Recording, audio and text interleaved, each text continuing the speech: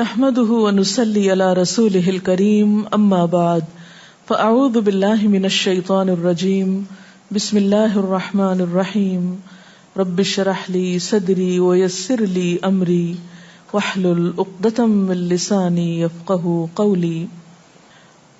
ہماری گفتگو کا موضوع ہے قیامت کی نشانیاں. بحیثیت مسلمان ہم سب کا ایمان ہے کہ یہ دنیا ہمیشہ باقی نہیں رہے گی، ایک دن سب کچھ ختم ہو جائے گا، اور ایسا ہونا بھی چاہیے، اس لیے کہ ہر آغاز کا ایک انجام ہوتا ہے، ہر ابتدا کی ایک انتہا ہوتی ہے. جس چیز پر زندگی آتی ہے اس پر موت کا آنا بھی لازم ہے. ہم اپنے آس پاس اس کی بہت سی نشانیاں دیکھتے رہتے ہیں. کائنات میں بہت سے دلائل بکھرے ہوئے ہیں جو ہمیں یقین دلاتے ہیں کہ ایک دن یہ سب کارخانہ بند ہو جائے گا، ختم ہو جائے گا، یہ دنیا فنا ہو جائے گی. وہ وقت قرآن پاک کے الفاظ میں زمین و آسمان پر بہت بھاری ہوگا، اور اس بھاری وقت کے آنے سے پہلے دنیا میں کچھ علامات نمودار ہوں گی. تو آج چند ایک احادیث آپ کی خدمت میں پیش کروں گی جو قیامت کی نشانیوں کے بارے میں ہیں.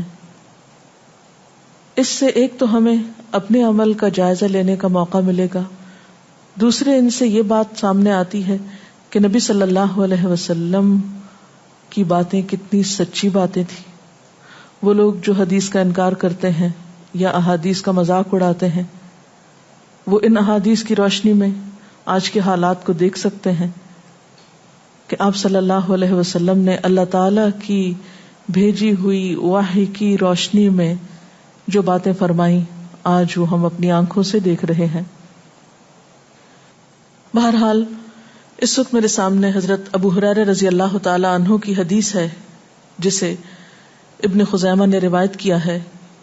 رسول اللہ صلی اللہ علیہ وسلم نے فرمایا، قیامت کی نشانیوں میں سے ہے کہ آدمی مسجد کے پاس سے گزرے گا مگر اس میں 2 رکعتیں ادا نہیں کرے گا. آج کتنے ہی لوگ ایسے ہیں کہ جن کے گھروں کے سامنے مسجدیں ہیں، وہ دن رات مسجدوں سے آوازیں سنتے ہیں لیکن مسجد کے اندر نہیں جاتے. نبی صلی اللہ علیہ وسلم کے زمانے میں اس بات کا تصور ہی نہیں تھا کہ کوئی شخص اپنے آپ کو مسلمان کہے اور پھر وہ نماز نہ پڑھے. اسی لیے ہم دیکھتے ہیں کہ منافقین ہر حال میں مسجد میں پہنچتے تھے، بلکہ انہوں نے اپنی ایک الگ مسجد بھی بنائی تھی یا مسجد نامی عمارت بنائی تھی. لیکن قیامت کے نزدیک مسجدوں کے پاس سے گزرنے والے مسجد نہیں جائیں گے.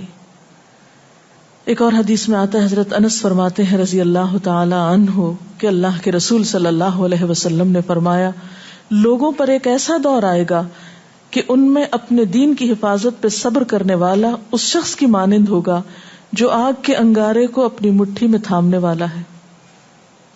یعنی دین پر استقامت اور دین پر عمل اتنا مشکل ہو جائے گا بعض اوقات کہ جیسے ایک انگارہ ہاتھ میں لینا کہ انسان نہ لے سکے اور نہ پھینک سکے. ایک اور نشانی جو آپ صلی اللہ علیہ وسلم نے ہمیں بتائی وہ یہ کہ زمانہ قریب آ جائے گا، عمل میں نقص واقع ہوگا اور بخیلی پیدا ہو جائے گی، دل تنگ ہو جائیں گے. ایک اور حدیث میں آتا ہے کہ بخیلی کا عام ہونا قیامت کی نشانیوں میں سے ہے.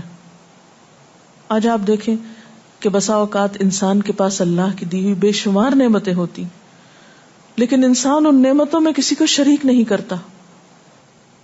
چھوٹی چھوٹی باتوں کو مائنڈ کر جانا، چھوٹی چھوٹی باتوں پہ ناراض ہو جانا، چھوٹی چھوٹی چیزوں کو حد سے زیادہ محسوس کر لینا، یہ سب کچھ شح کی وجہ ہی سے تو ہے، بخل کی وجہ سے ہی تو ہے.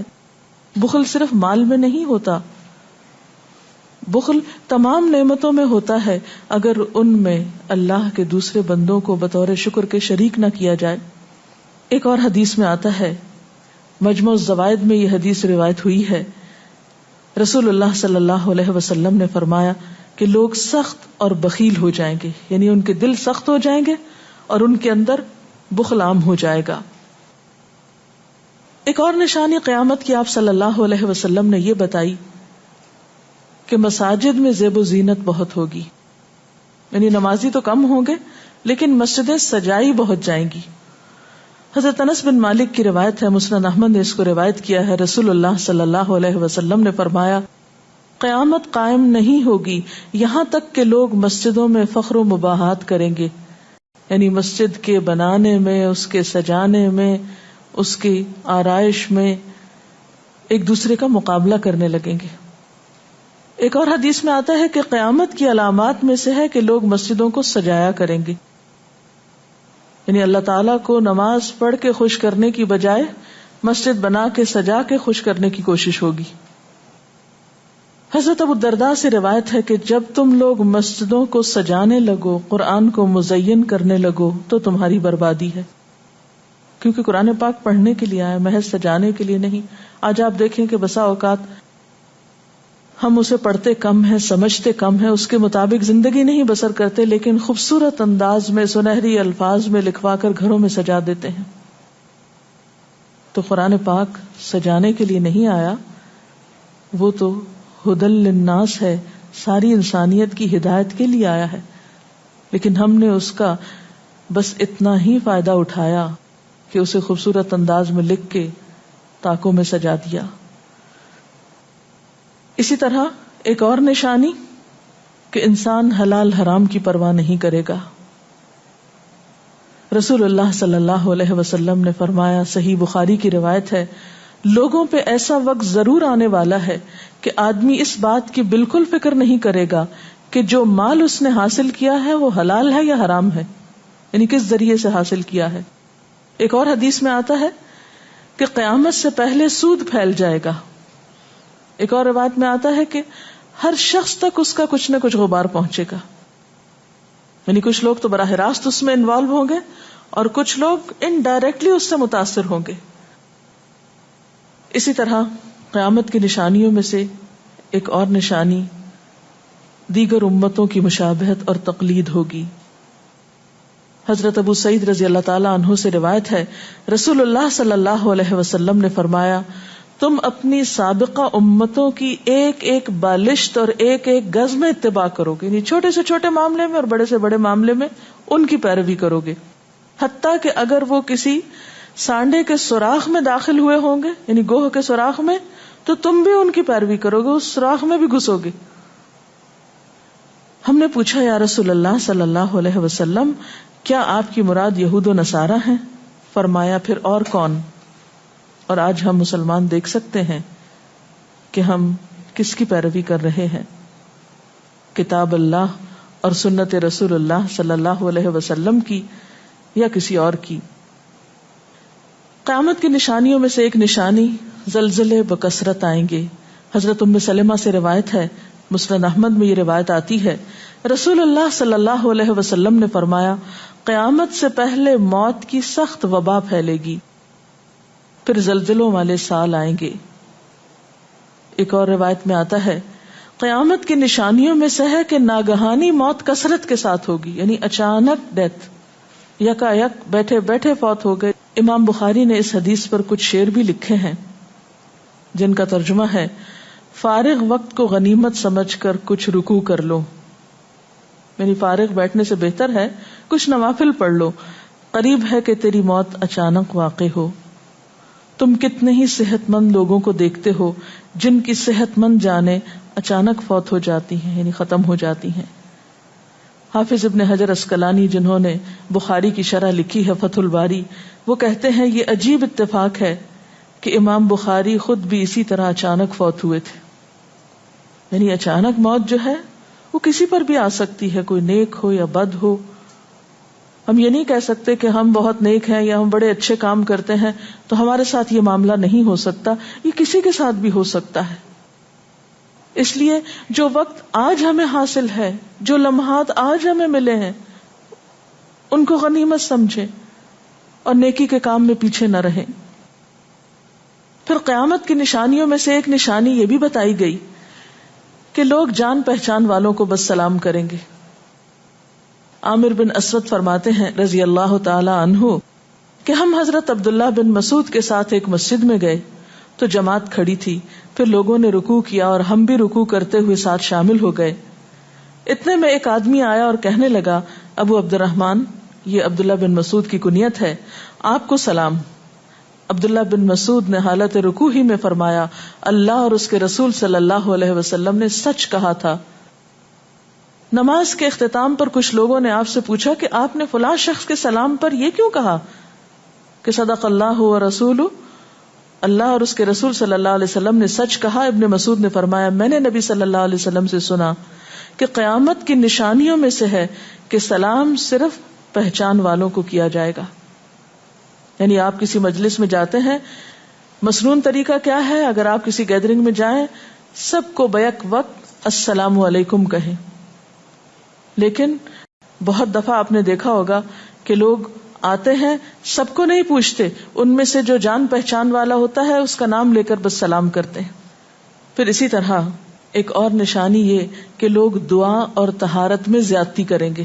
حضرت سعد رضی اللہ تعالی عنہ سے روایت ہے، انہوں نے سنا کہ ان کا بیٹا اس طرح دعا کر رہا ہے، یا اللہ میں تجھ سے جنت کا سوال کرتا ہوں، اس کی نعمتوں کا سوال کرتا ہوں، اس کی رونقوں اور تر و تازگیوں کا سوال کرتا ہوں، وغیرہ وغیرہ، اور میں آگ سے تیری پناہ مانگتا ہوں، اس کی زنجیروں سے اور طوقوں سے پناہ مانگتا ہوں۔ تو حضرت سعد نے فرمایا، تم نے اللہ تعالیٰ سے خیر کثیر کا سوال کیا ہے اور ضرر کثیر سے پناہ مانگی ہے، جبکہ میں نے رسول اللہ صلی اللہ علیہ وسلم سے سنا کہ ان قریب ایسے لوگ ہوں گے جو دعا میں زیادتی کریں گے۔ یعنی صرف یہ کہہ دینا کافی ہے کہ یا اللہ تو ہمیں جنت عطا فرما اور دوزخ سے بچا، اس کی بہت تفصیلات میں جانے کی ضرورت نہیں۔ جب جنت میں داخل ہو گئے تو سب کچھ نصیب ہو گیا، اور جب جہنم سے بچ گئے تو سب سے بچت ہو گئی۔ پھر آپ نے یہ آیت پڑھی، اپنے رب سے عاجزی سے دعا مانگو، یقیناً وہ زیادتی کرنے والوں کو پسند نہیں کرتا۔ یعنی دعاؤں میں زیادتی اور اس قسم کی تفصیلات یہ پسندیدہ نہیں ہے۔ تمہیں یہی کافی تھا کہ تم یوں کہتے، یا اللہ میں تجھ سے جنت اور ہر اس قول و عمل کا سوال کرتا ہوں جو جنت کے قریب کر دے، اور میں تیری پناہ چاہتا ہوں جہنم سے اور ہر اس قول و عمل سے جو جہنم کے قریب کرے۔ تو اتنا کہنا کافی تھا۔ پھر قیامت کی نشانیوں میں سے ایک نشانی آپ صلی اللہ علیہ وسلم نے یہ بھی بتائی کہ نااہل حاکم مقرر کیے جائیں گے۔ حضرت ابو ہریرہ سے روایت ہے کہ قیامت کی نشانیوں میں سے ہے کہ ذلیل اور کمینے لوگ نیک شریف لوگوں پر غالب ہو جائیں گے۔ کیوں ابن مسعود، کیا تم نے بھی یہ بات میرے محبوب صلی اللہ علیہ وسلم سے سنی ہے؟ ابن مسعود نے فرمایا، ہاں رب کعبہ کی قسم۔ حضرت حذیفہ سے روایت ہے کہ قیامت اس وقت تک قائم نہ ہوگی جب تک کہ تم اپنے امام کو قتل نہ کرو گے، یعنی لوگ اپنے حاکموں کو مارنے لگیں گے اور اپنی تلواروں کے ساتھ آپس میں ہی لڑائی کرو گے، علاوہ ازیں تم میں سے بدترین لوگ تمہاری دنیا کے وارث ہو جائیں گے۔ اسی طرح قیامت کی نشانیوں میں سے ایک نشانی یہ بھی ہے، حضرت عبداللہ بن مسعود سے مروی ہے کہ رسول اللہ صلی اللہ علیہ وسلم نے فرمایا، قیامت کے قریب صرف مخصوص لوگوں کو سلام کیا جائے گا۔ تجارت اس قدر پھیل جائے گی کہ عورت تجارت میں اپنے خاوند کا ہاتھ بٹائے گی، یعنی اتنا بزنس ہوگا کہ مرد سے اکیلے نہیں سنبھالا جائے گا، عورتیں اس میں شریک ہوں گی، رشتہ داری توڑی جائے گی، یعنی مال کثرت سے ہونے کے باوجود رشتہ داروں کا خیال نہیں رکھا جائے گا، جھوٹی گواہی دی جائے گی، حق چھپایا جائے گا، اور قلم کا ظہور ہو جائے گا، یعنی نشر و اشاعت خوب ہوگی، خوب لکھا جائے گا۔ ایک اور روایت میں آتا ہے کہ وقت مختصر ہو جائے گا۔ آج آپ دیکھیے ہر شخص وقت کی کمی کی شکایت کرتا ہے۔ حضرت ابو ہریرہ رضی اللہ تعالیٰ عنہ سے روایت ہے، رسول اللہ صلی اللہ علیہ وسلم نے فرمایا، قیامت قائم ہونے سے پہلے یہ نشانی ظاہر ہوگی کہ زمانہ قریب آ جائے گا، یتقارب الزمان، سال مہینے کی طرح، مہینہ ہفتے کی طرح، ہفتہ دن کی طرح، اور ایک دن ایک گھنٹے کی طرح، اور ایک گھنٹہ آگ کے شعلے کی طرح تیزی سے گزرنے والا ہو جائے گا۔ اور آج آپ دیکھیے کہ اللہ کے رسول صلی اللہ علیہ وسلم کی یہ بات کتنی سچ معلوم ہوتی ہے کہ ہر شخص وقت کی کمی کا شکار ہے، اور پتہ ہی نہیں چلتا ہفتہ گزر گیا، پتہ ہی نہیں چلتا مہینہ گزر گیا، پتہ ہی نہیں چلتا سال گزر گیا، پتہ ہی نہیں چلتا اتنی عمر گزر گئی، کل کی بات لگتی ہے. اور انڈائریکٹلی یہ اشارہ اس بات کی طرف کہ زندگی کی رفتار بہت تیز ہو جائے گی، یعنی فاسٹ لائف جس کو آپ کہتے ہیں اس کا شکار ہو جائے گا. ایک اور روایت میں آتا ہے کہ دنیا محبوب ہو جائے گی، موت سے نفرت ہو جائے گی. حضرت ابو ہریرہ سے روایت ہے رسول اللہ صلی اللہ علیہ وسلم نے حضرت ثوبان سے فرمایا، اے ثوبان، اس وقت تمہارا کیا حال ہوگا جب دوسری امتیں تم پر اس طرح ٹوٹ پڑیں گی جس طرح تم کھانے کے برتن پہ ٹوٹ پڑتے ہو. ثوبان نے کہا، میرے ماں باپ آپ پہ قربان، اے اللہ کے رسول صلی اللہ علیہ وسلم، کیا اس وقت ہم تعداد میں کم ہو جائیں گے؟ فرمایا، نہیں، بلکہ تم کثرت میں ہوگے، لیکن اللہ تعالیٰ تمہارے دلوں میں وہن ڈال دے گا. صحابہ نے پوچھا، یا رسول اللہ صلی اللہ علیہ وسلم، وہن کیا چیز ہے؟ آپ نے فرمایا، دنیا سے محبت اور جہاد سے نفرت. اور ایک روایت میں آتا ہے، دنیا سے محبت اور موت سے نفرت. اسی طرح نیک لوگ آہستہ آہستہ کم ہو جائیں گے. رسول اللہ صلی اللہ علیہ وسلم نے فرمایا، نیک لوگ یکے بعد دیگرے رخصت ہوتے جائیں گے، فوت ہوتے جائیں گے. فضول لوگ باقی رہ جائیں گے، بیکار، نکمے، جس طرح جو کا بھوسا یا ردی کھجور باقی رہ جاتی. اللہ تعالیٰ ان فضول لوگوں کی کچھ پرواہ نہ کرے گا، کوڑے کرکٹ کی طرح ہوں گے جن کی کچھ پرواہ نہ کرے گا کہ ان کو پھینک دیا جائے یا کاٹ دیا جائے یا کہیں جلا دیا جائے.